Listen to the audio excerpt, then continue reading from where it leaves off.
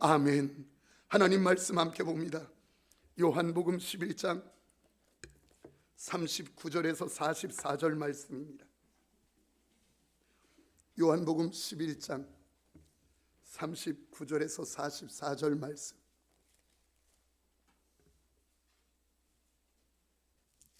우리 한 절씩 교독하겠습니다. 예수께서 이르시되 돌을 옮겨 놓으라 하시니 그 죽은 자의 눈이 마르다가 이르되 주여 죽은 지가 나흘이 되었음에 벌써 냄새가 나나이다. 예수께서 이르시되 내 말이 내가 믿으면 하나님의 영광을 보리라 하지 아니하였느냐 하시니 돌을 옮겨 놓으니 예수께서 눈을 들어 우러러 보시고 이르시되 아버지여 내 말을 들으신 것을 감사하나이다. 항상 내 말을 들으시는 줄을 내가 알았나이다. 그러나 이 말씀하옵는 것은 둘러선 무리를 위함이니 곧 아버지께서 나를 보내신 것을 그들로 믿게 하려 함이니이다.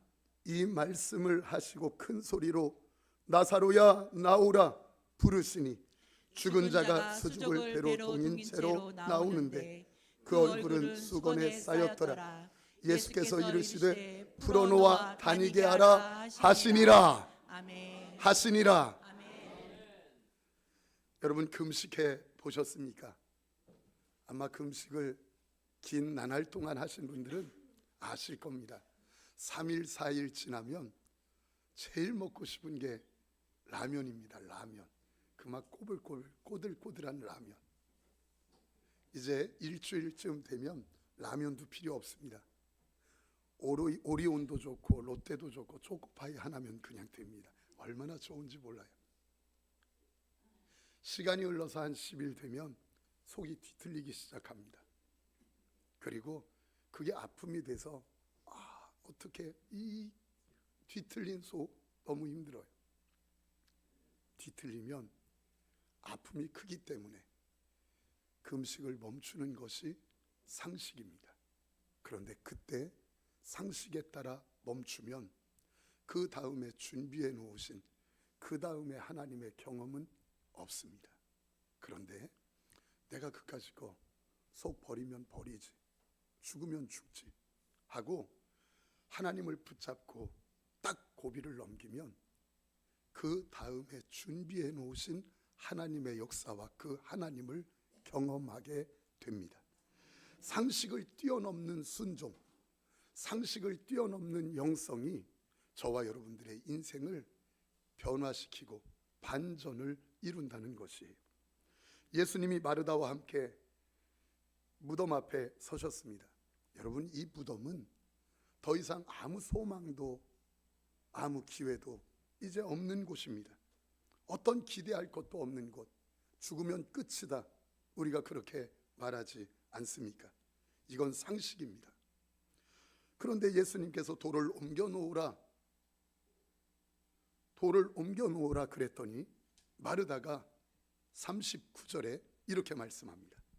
예수께서 이르시되 돌을 옮겨 놓으라 하시니 그 죽은 자의 눈이 마르다가 이르되 주여 죽은 지가 나흘이 되었음에 벌써 냄새가 나나이다. 무덤을 열 필요가 없다는 겁니다. 죽은 지 나흘이 되어서 벌써 냄새가 나는데, 썩은 내가 나는데 열어서 무엇합니까? 무모한 짓 하지 마세요. 무모한 짓 하지 마세요. 지금 이 말이에요. 따라서 합시다. 무모한 짓. 이것은 주님의 일을 하는 성도들이 아주 조심해야 될 일입니다. 물론 상식적으로 무덤 문을 열지 말아야 합니다. 죽은 지 나흘이 되었기 때문에 썩은 내가 나는데 열어서 무엇을 합니까? 그러나 이런 상식적인 접근이 그 다음에 준비해 놓으신 하나님의 엄청난 기적과 역사를 놓쳐버리게 하는 일들이 우리에게 얼마나 많은지 모릅니다. 여러분 아세요? 무모한 짓 하는 게 교회입니다. 무모한 짓 하는 게 성도입니다. 왜 그렇습니까? 요단강을 밟으면 요단강이 갈라지리라. 이 말씀 믿고 요단강에 들어가는 것은 무모한 짓입니다. 여리고를 돌면 여리고가 무너지리라. 이 말씀을 듣고 여리고를 도는 것은 무모한 짓입니다. 예수 그리스도께서 난 놓고 기억자도 모르는 베드로를 자기의 제자 삼은 것은 진짜 무모한 짓입니다. 그것도 수제자를 삼았으니까 엄청나게 무모한 짓입니다. 믿는 자들에게 이런 표적이 따르리니 저희가 내 이름으로 귀신을 쫓아내고 새 방언을 말하고 뱀을 집어 올리고 무슨 독을 마실지라도 해를 받지 아니하고 병든 사람에게 손을 얹은 즉 나으리라. 병든 사람에게 손을 얹은 즉 나으리라. 여러분, 그 말씀을 믿고 질병이 있는 이에게 손을 얹는 것은 무모한 짓입니다. 무모한 짓이죠. 어떻게 손 얹는다고 낫겠어요? 그런데 놀라운 것, 여기 이 놀라운 것은 이 무모한 짓이 하나님의 역사를 나타냈고 그 역사를 나타낸 것을 기록한 것이 성경인 줄 믿습니다. 이 성경은 무모한 짓을 했던 일들에 대한 기록이 성경의 말씀인 것이에요. 저는 예배 때마다 기도하고 올라옵니다. 하나님이여, 오늘 성경에 기록된 무모한 일인 것 같은 사건이 그대로 예배 중에 재현되게 하옵소서. 성경에 기록된 무모한 것 같은 치료의 역사가 예배 중에 재현되게 하여 주옵소서.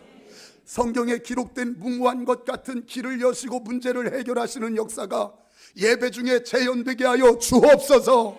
하나님이여, 성경에 기록된 무모한 것 같은 하나님의 일하심의 역사가 그대로 재현되는 예배되게 하여 주옵소서. 내 생각이 진리가 아니라 진리는 하나님의 말씀입니다. 들려오는 소리가 아니라 보여지는 환경이 진리가 아니라 진리는 하나님의 말씀입니다. 그럼에도 우리 안타까움은 뭡니까? 모든 일에 자꾸 내 상식선에서 움직이고 내가 가지고 있는 계산상에서 움직이는 일들을 우리가 우리 자신에서 보는 것이, 빌리바, 너 여기 5,000명 있는데 5,000명 다 먹여라. 아이, 예수님, 지금 여기 이들을 먹이려면 200데나리온의 돈이 필요합니다. 그것도 없거니와 지금 이 저녁에 빈들인데 돈이 있어도 어디서 무엇을 사오겠습니까? 그래서 할 수 없다는 거지요.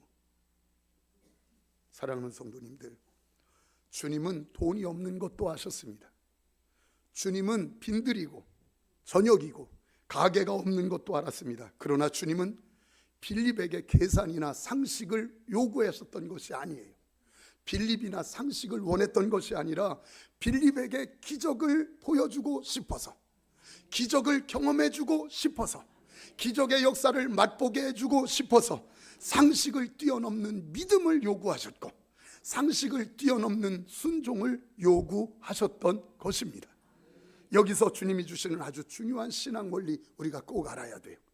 상식을 뛰어넘는 순종이 있지 않고는, 상식을 뛰어넘는 순종이 있지 않고는 절대로 인생의 역사를 이루는 하나님의 기적, 하나님의 역사 경험할 수 없다는 거예요. 여러분들이 남다르게 여러분들의 일터와 사업장에, 가정의 자녀에 하나님의 역사가 맛보아지지 못했다면 그것은 직분이나 신앙의 연륜이 성경의 지식이 없어서가 아니라 상식을 뛰어넘는 신앙, 상식을 뛰어넘는 순종, 상식을 뛰어넘는 하나님 앞에서의 영성이 없었기 때문이다. 여러분, 이것 때문이에요. 미국의 독립전쟁 때입니다. 미국에서 당시에 프랑스가 강대국이었는데 도움을 청하기 위해서 대사같이 한 사람을 보냈습니다. 그가 우드라는 사람이에요. 가서 왕을 만났습니다. 왕을 만나서 함께 대화하는데 왕이 너무너무 재밌어하고 유익해하는 거예요. 왜냐하면 우드가 얼마나 이렇게 지혜롭게 말을 잘하는지. 그날 저녁이 되어서 우드를 보내면서 이렇게 이야기한 거예요. 내일 또 와줬으면 좋겠는데. 근데 이 우드가 그냥 나가버리고 대답이 없는 거예요. 못 오나 보다 했는데 그 다음 날 보니까 우드가 아침에 와 있는 거예요. 왕이 반가워하면서 아니 대답 없이 가서 못 올 줄 알았는데 어떻게 왔느냐고 반갑게 이야기하는데 그때 우드가 한 말이 이 말입니다. 왕께서 말씀하셨는데 제게 무슨 옵션이 있겠습니까? 왕의 말씀인데 제게는 순종만 있습니다. 여러분 이거요 우리에게 도전이에요. 왕이 말씀하셨는데 제게 무슨 옵션이 있겠습니까? 왕의 말씀에는 제게는 순종만 있습니다. 왕이 얼마나 좋았겠습니까? 왕이 오라 했는데 아무 옵션도 없이 그래 하면서 순종하는 그 말을 들었으니 얼마나 좋은지 미국이 원하는 대로 도와주어라 해서 도움을 받았다는 거예요. 저는 이 일화를 읽으면서 프랑스 왕 앞에, 일국의 왕 앞에 왕이 말씀하셨는데 무슨 옵션이 있겠습니까? 왕이 말씀하시면 나는 순종밖에 없습니다. 아멘 안 해도 됩니다.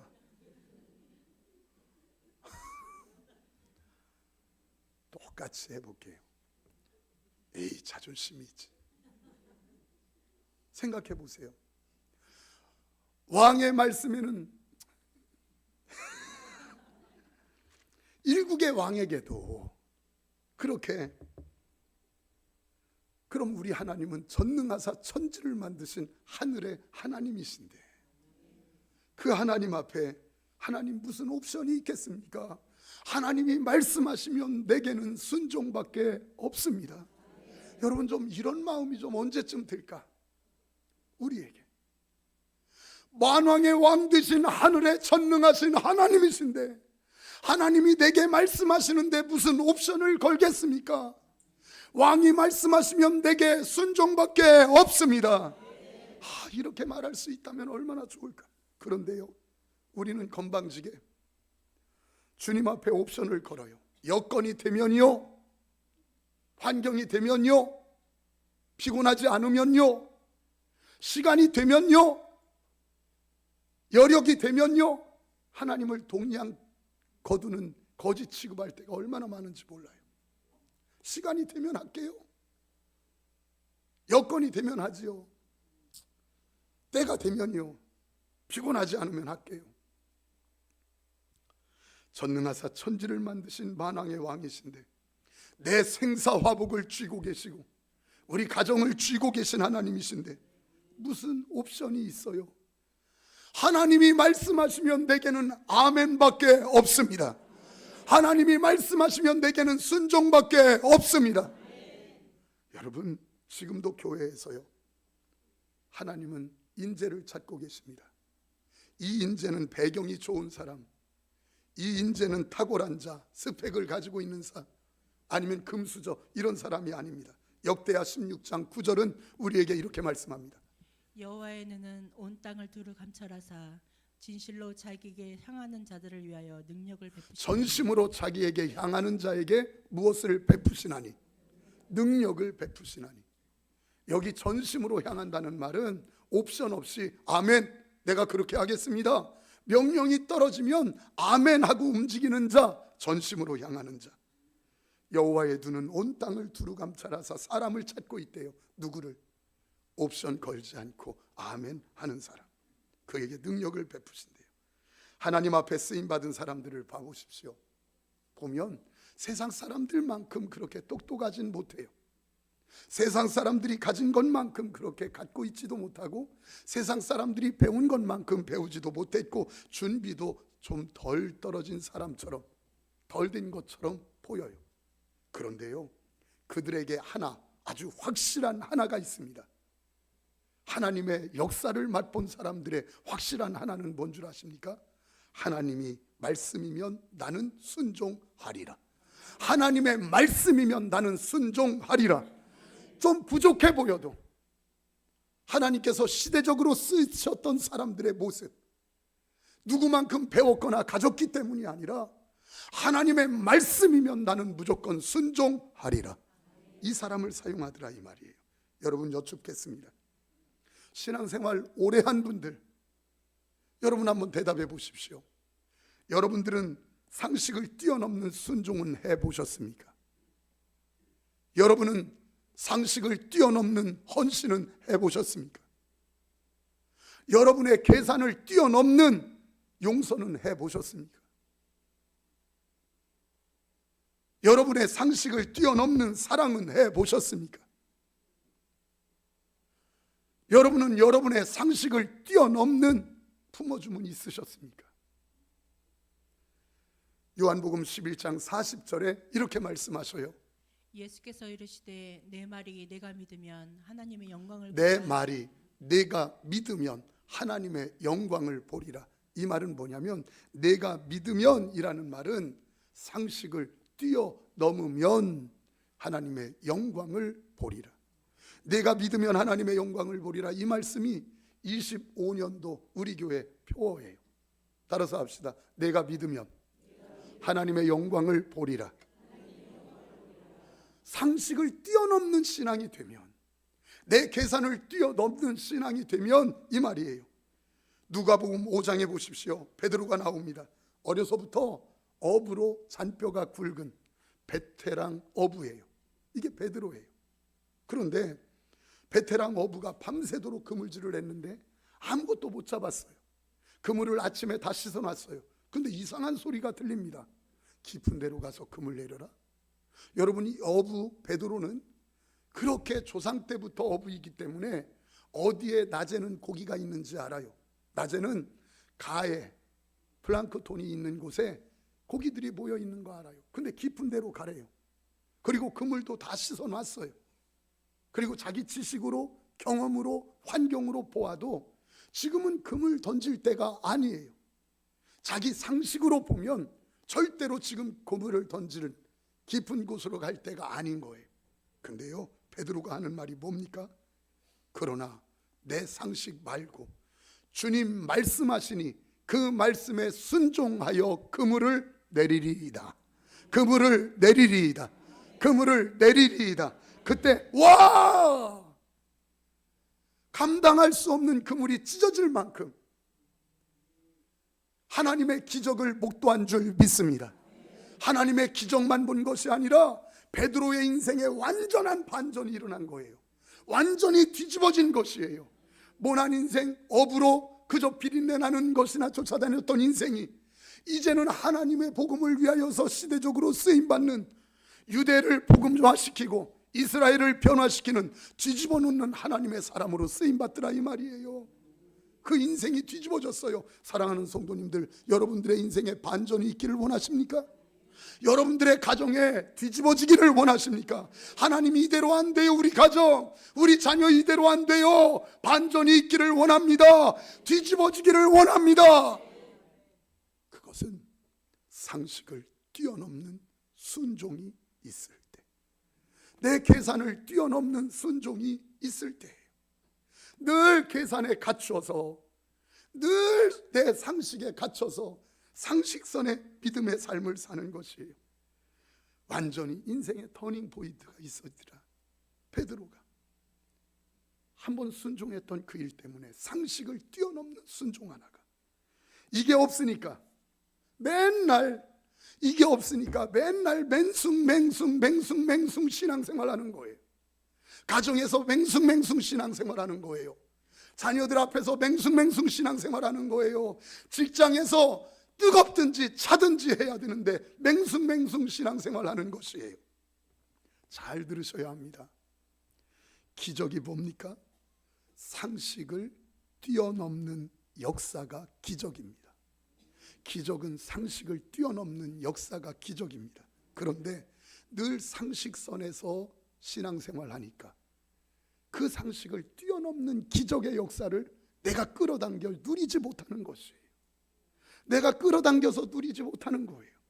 내가 상식을 뛰어넘는 순종이 있을 때, 상식을 뛰어넘는 역사가 기적이니까 그 기적이 내게 오는데, 내 인생에 반전이 되게 일어나는데, 내 인생이 뒤집어지는 역사가 되게 있는데, 우리 교회가 뒤집어지는 역사가 일어나는데, 우리 가정이 뒤집어지는 역사가 일어나는데, 늘 상식선에서 움직이고 내 계산에서 손해보지 않을 만큼만, 내 계산에서 손해보지 않을 만큼만 움직이니 하나님의 역사가 기적으로 되게 누려지지 않더라. 다윗 보세요. 백전백승합니다. 아니 그가 어떻게 백전백승합니까? 그는 하나님께서 나의 목자시니 철저하게 붙어 다녔어요. 사무엘 보세요. 한마디도 땅에 떨어지지 아니하고 하나님이 들으시고 응답하셨대요. 어떻게 그렇습니까? 어려서부터 말씀되는 역사를 늘 순종하며 살았던 것이에요. 지난 날을 돌아보십시오. 여러분들은 상식을 쫓았습니까? 아니면 하나님의 말씀을 쫓았습니까? 여러분, 우리의 생각대로 쫓아가면 늘 내 계산과 상식을 따를 수밖에 없어요. 우리의 고백이 뭡니까? 하나님이여, 내 머리가 나를 망쳤습니다. 내 똑똑함이 나를 망쳤습니다. 내 똑똑함이 내 가정을 망쳤습니다. 여러분, 이 헛똑똑,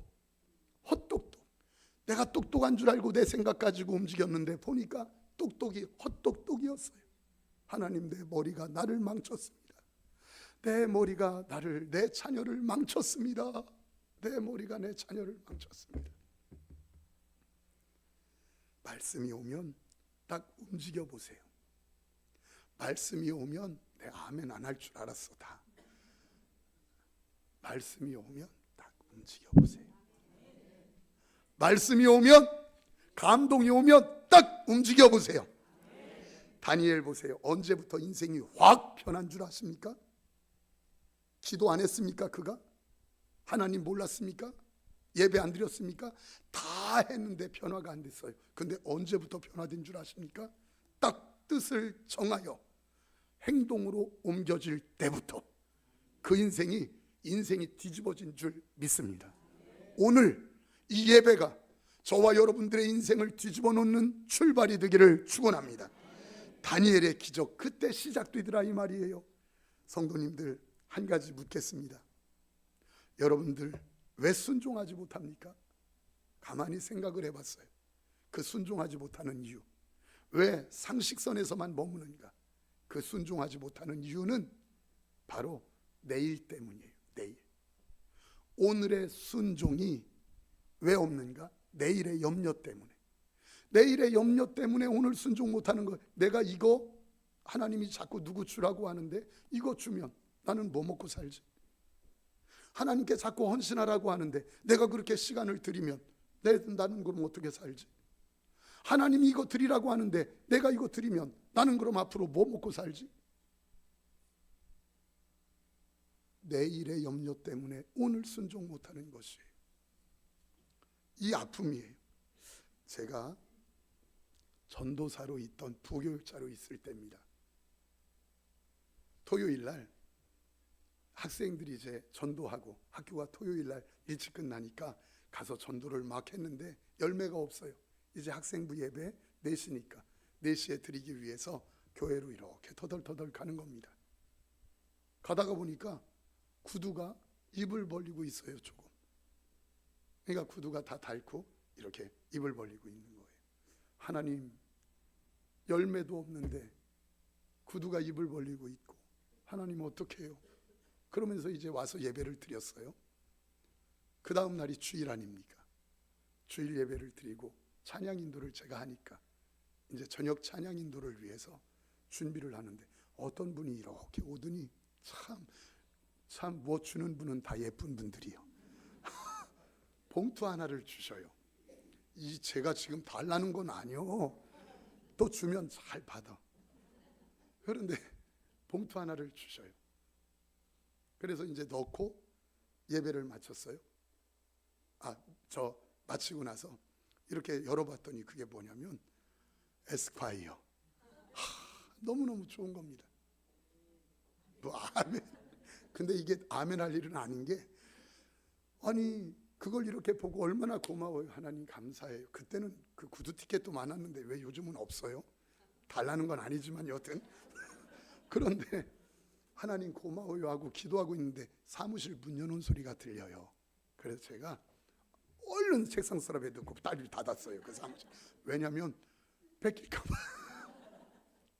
그래서 그게 들어온 아이가 누구냐면 그 교사인데, 제가 중고등부 맡고 있고 중고등부 교사인데 이호성 선생님이라고 청년이에요. 호성이가 들어온 거예요. 그래서 무슨 얘기를 막 하는데 얘기를 하는데 신기합니다. 구두 티켓이 있으니까 그놈 구두가 자꾸 보이는 거예요.